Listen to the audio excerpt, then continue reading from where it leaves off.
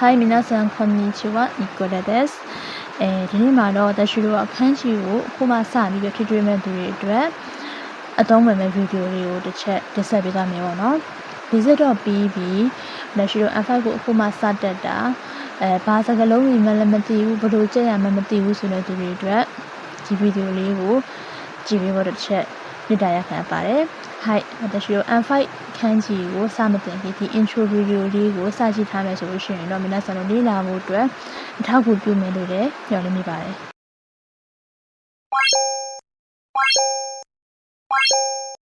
私တို့ပထမဆုံးအနေနဲ့ခန်းကြီးမှာဆိုလို့ရှိရင် F5 စကလေးကလေ့လာခဲ့ရမှာပါအွန်ရောမီနဲ့ခွန်ရောမီဆိုတဲ့အတန်နှစ်တန်ရှိရဆိုတဲ့အကြောင်းတော့သိထားရမယ်ပေါ့နော်私တို့ကတော့ခွန်ရောမီပေါ့နော်私တို့ခွန်ရောမီမှာဆိုလို့ရှိရင်ဂျပန်အတန်တို့မူရင်းအတန်လို့လည်းပြောကြတယ်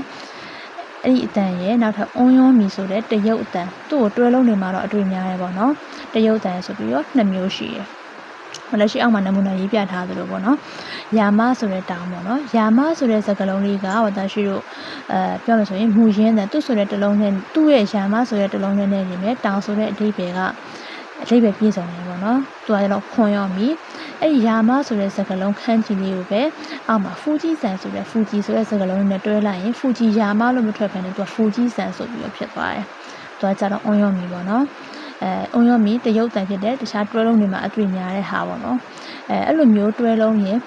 အွန်ရောတွဲလုံးဖြစ်တွဲလုံးမှာသုံးတဲ့အွန်ရောမီဆိုတဲ့အတန်လေးရဲ့သူ့ရဲ့မူရင်းတန်ဖြစ်တဲ့ခွန်ရောမီဆိုတဲ့အတန်ရဲ့နှစ်မျိုးရှိပါတယ်ဟုတ်ဘာလို့ရှိလို့ဒါလေးကတော့ basic အနေနဲ့ပေါ့နော်ခန်းကြီးမှာအွန်ရောမီနဲ့ခွန်ရောမီရှိရဆိုတာလေးကိုတော့တစ်ချက်တော့သိထားရမယ်ပေါ့နော်ဟုတ်ဘာလို့ရှိလို့ဒုတိယတစ်ခုအမီးများကြတာကြတော့ခန်းကြီးကြီးဘယ်လိုမှတ်မလဲပေါ့F5 စပြီခန်းကြီးကြီးကအမှတ်ရအစမပြေဘူးခန်းကြီးကြီးဘယ်လိုရေး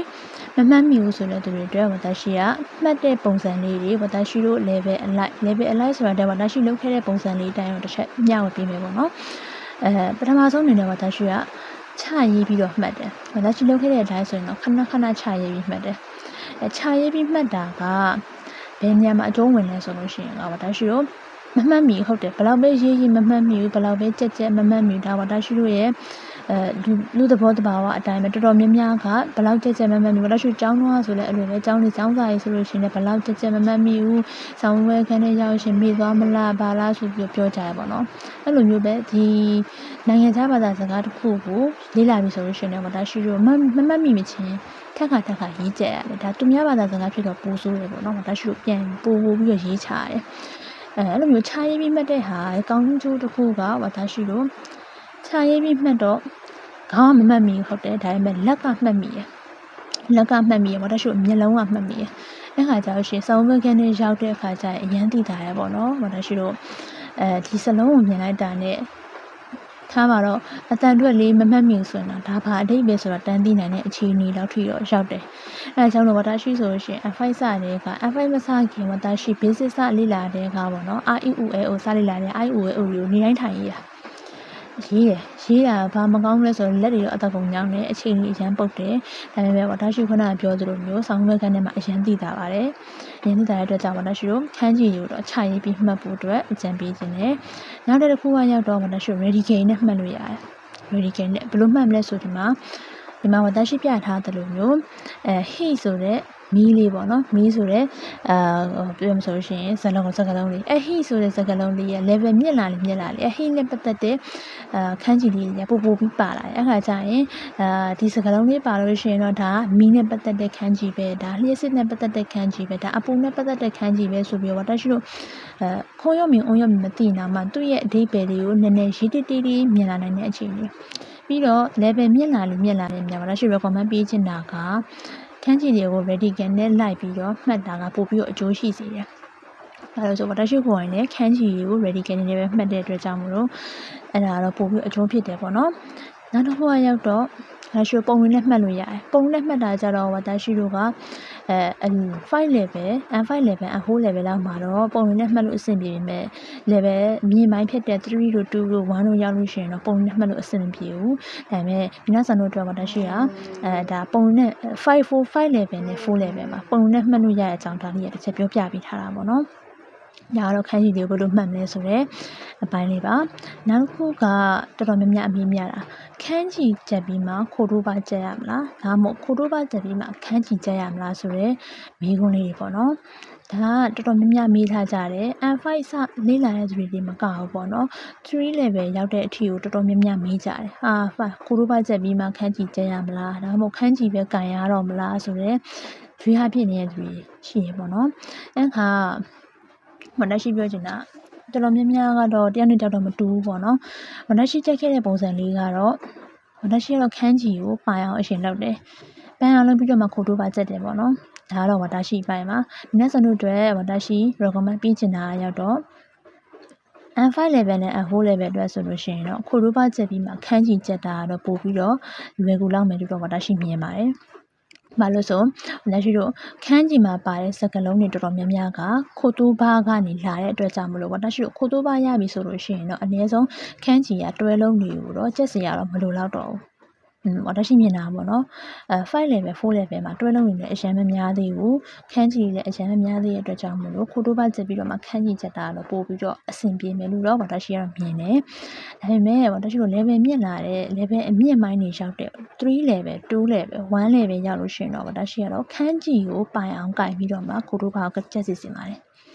်ဘာကြောင့်လို့ပြောရလဲဆိုလို့ရှိရင်ဒီ level အမြင့်ပိုင်းတွေရှောက်လာလေခန်းကြီးရဲ့အသုံးလုံးတွေကပိုများလာလေဖြစ်တဲ့အတွက်ကြောင့်မလို့ဒါရှိတော့ခန်းကြီးမပိုင်လို့ရှိရင်ခိုတိုးပါကျက်ရတော်တော်အဆင်မပြေဖြစ်ပါတယ်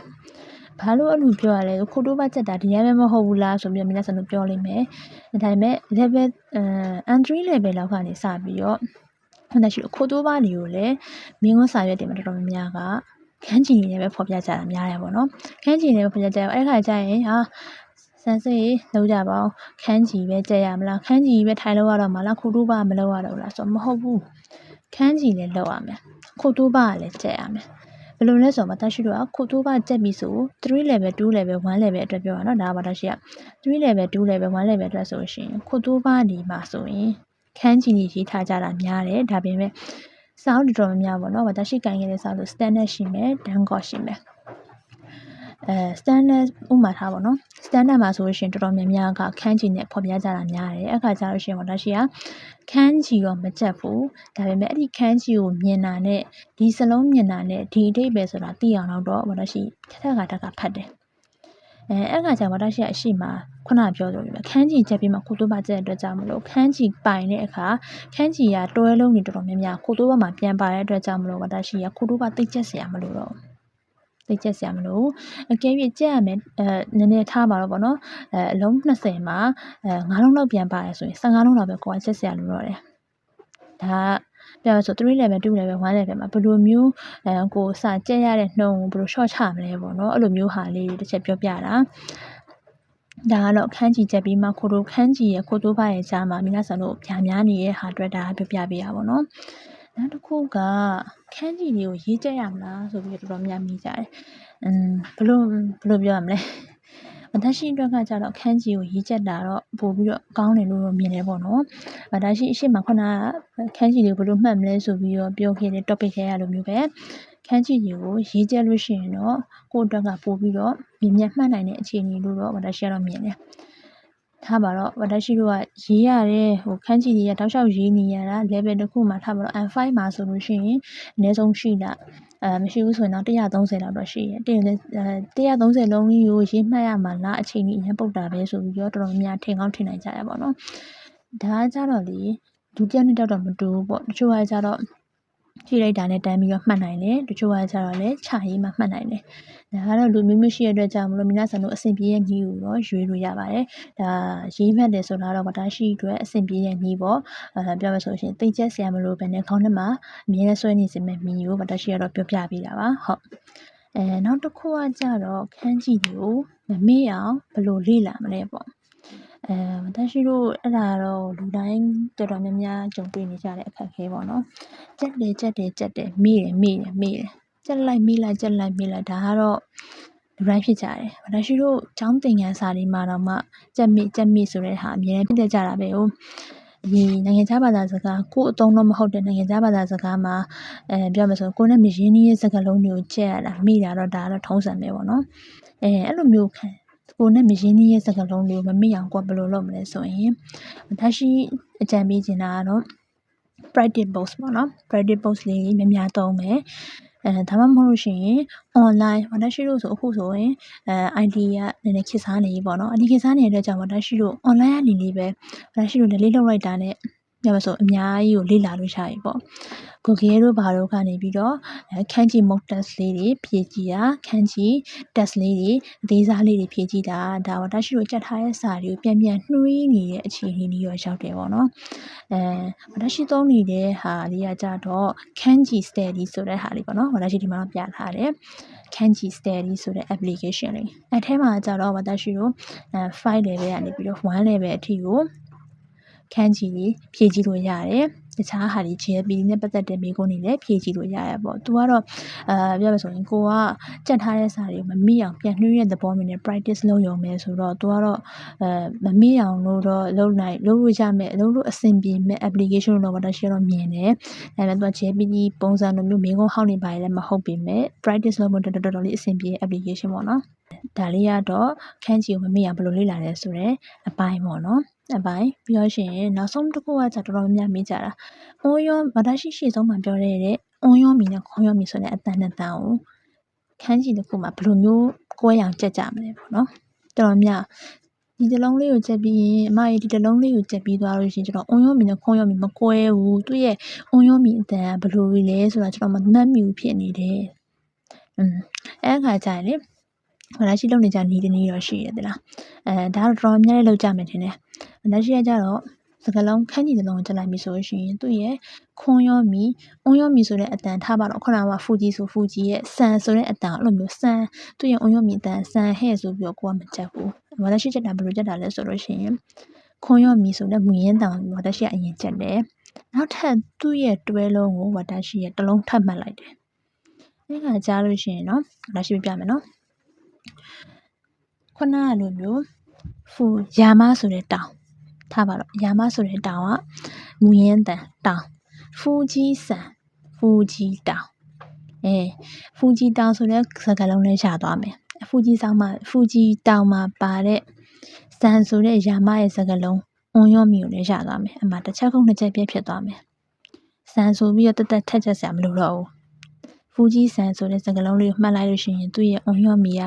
ဆန်ဆိုပါလားဆိုပြီးတော့ကိုယ်ကြီးသိသွားမယ်ဘာသာရှိအဲ့လိုမျိုး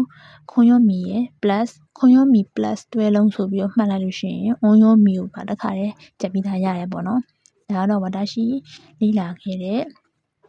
ခွန်ရောမီနဲ့ခွန်ရောမီကြောက်ဝင်ကြံလေးပါဟိုက်မင်းသားစံတို့လည်း5ခန်းကြီးမစားခင်ပြောမယ်ဆိုခန်းကြီးတွေကိုစားမလေ့လာခင်ဒီဗီဒီယိုလေးကိုကြည့်လိုက်တာကခန်းကြီးတွေကိုဘယ်လိုမမေ့အောင်လေ့လာရမလဲဘယ်လိုမျိုးကွဲအောင်လုပ်ရမလဲဆိုတော့အနည်းနဲ့အများကိုဘာသာကိုပြောမယ်ဆိုလို့ရှိရင်ဒါရှိလုပ်တဲ့အတိုင်းမဟုတ်လို့ရှိရင်တော့ကိုဘယ်လိုလေ့လာမလဲဆိုတာတော့စနစ်တကျသိရှိသွားတော့ပြီလို့တော့ထင်ပါတယ်ဟုတ်ဘာသာရှိဒီပြခဲ့တာလေးတွေကိုအဆင်ပြေရဆိုလို့ရှိရင်တော့ channel ကို like and subscribe လေးလုပ်ဖို့အတွက်ပြောနေပါတယ်ရှင်。はい、皆さん頑張ってください。はい、じゃあね、バイバイ。